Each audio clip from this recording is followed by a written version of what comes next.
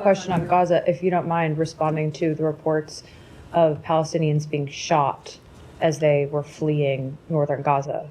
So we have seen those reports. I can't speak to the details of them, but obviously that would be unacceptable. If they were Palestinian civilians that were fleeing, that were being shot by Israeli forces, that would be unacceptable. We would expect the government of Israel to investigate it, and if appropriate, we'd expect them to hold people fully accountable. Is the U.S. investigating it? We're not conducting our own investigations. As a matter of first course, it's appropriate for the government of Israel to conduct investigations. We have been intervened with them in the past about this type of incident, and they've told us they have hundreds and hundreds of ongoing investigations into potential violations of the IDF rules of conduct, and we expect them to conduct those investigations. And as I said, if they show wrongdoing, to hold people accountable. Have you told them to conduct investigations specifically into these incidents that have occurred this week? I'm not aware of any specific contact with them about this incident per se, but this is the type of thing that we often communicate with them about, and it's the type of thing we expect them to take action on. Go ahead, and then I'll go to Michelle next.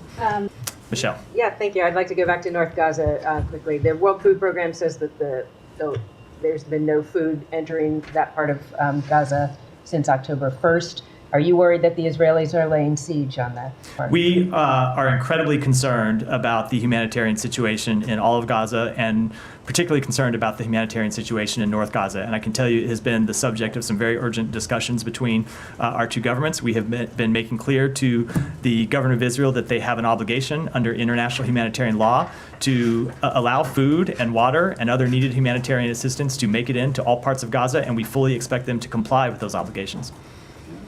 Israel, that it is a revival of the general's plan, which is a buffer zone in northern Gaza. I know that you on this podium mentioned so many times that the U.S. position is against any shrinking or occupation of Gaza, but also we know that the Israelis have the habit of testing this American position and apply their own.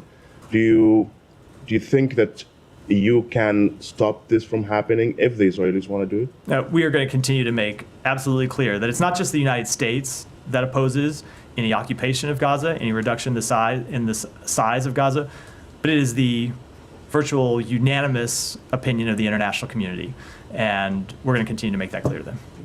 Simon, go ahead. Yeah. So you mentioned the roadblocks, whether they be bureaucratic or political.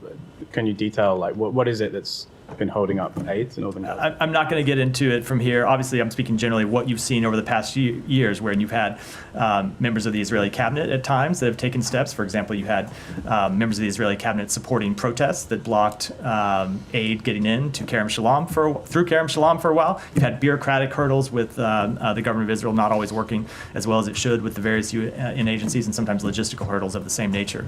Our message to the government of Israel is that it is important for them to surmount these hurdles, and it's the bottom line that matters, and that's that the people that need food and water, medicine, and other needs get it. And just, I mean, it's pertinent that you have made an assessment, or the Secretary made an assessment that Israel has not been blocking aid, and that was kind of based on the fact that they were making improvements. Since they've gone backward, would you revisit that assessment? It sounds like things have gone backward from that. So what we said when the Secretary made that assessment, and if you look at the language inside the National Security Memorandum report, it's quite clear that this would be an ongoing assessment, and that we expect progress to continue, and that if we see a change in situation, it will change our policy. And at the moment, for the purposes of U.S. law, is Israel blocking the delivery of the humanitarian aid? We have not made that assessment at this time, but that goes to the point that it is urgent that they correct the situation and allow humanitarian aid to get in.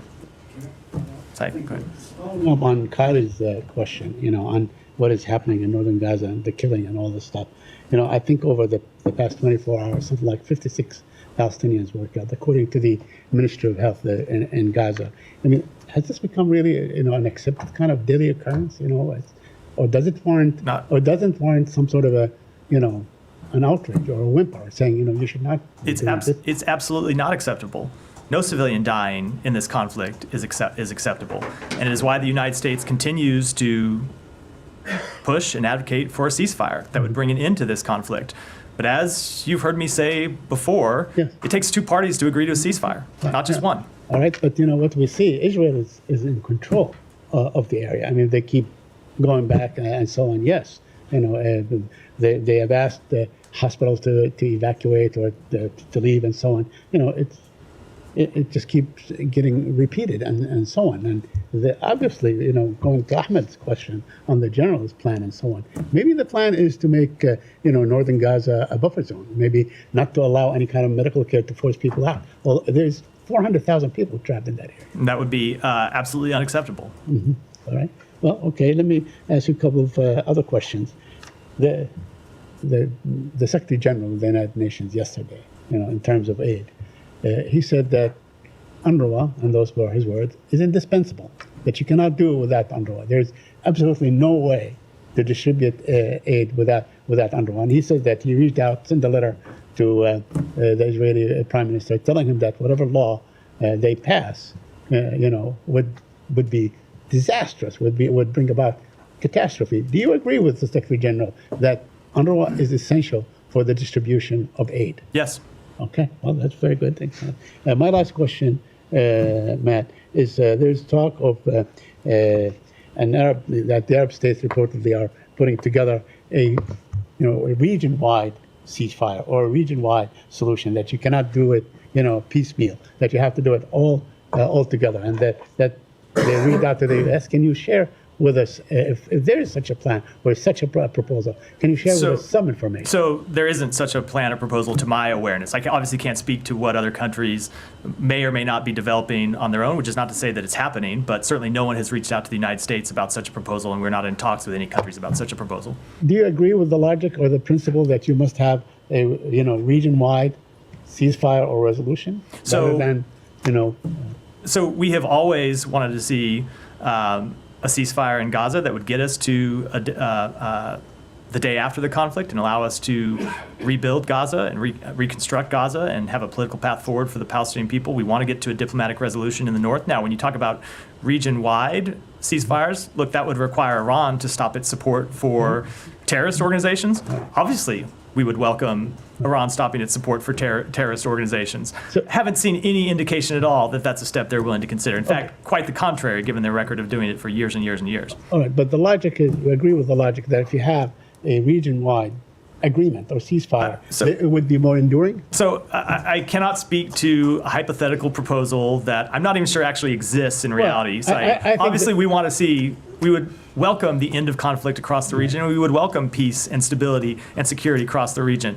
It's a complicated region, it has been for some time. That would require a number of actors in the region to stop the actions that they have been taking, not just in the past year, but for decades. I think the Arab countries are suggesting that, we should have ceasefire in Gaza and Lebanon together, and then the other becomes like, I don't know. I don't know if they are or not. I know there's a news story about it that's different than actual diplomatic conversations. Thank you. Yeah. Right.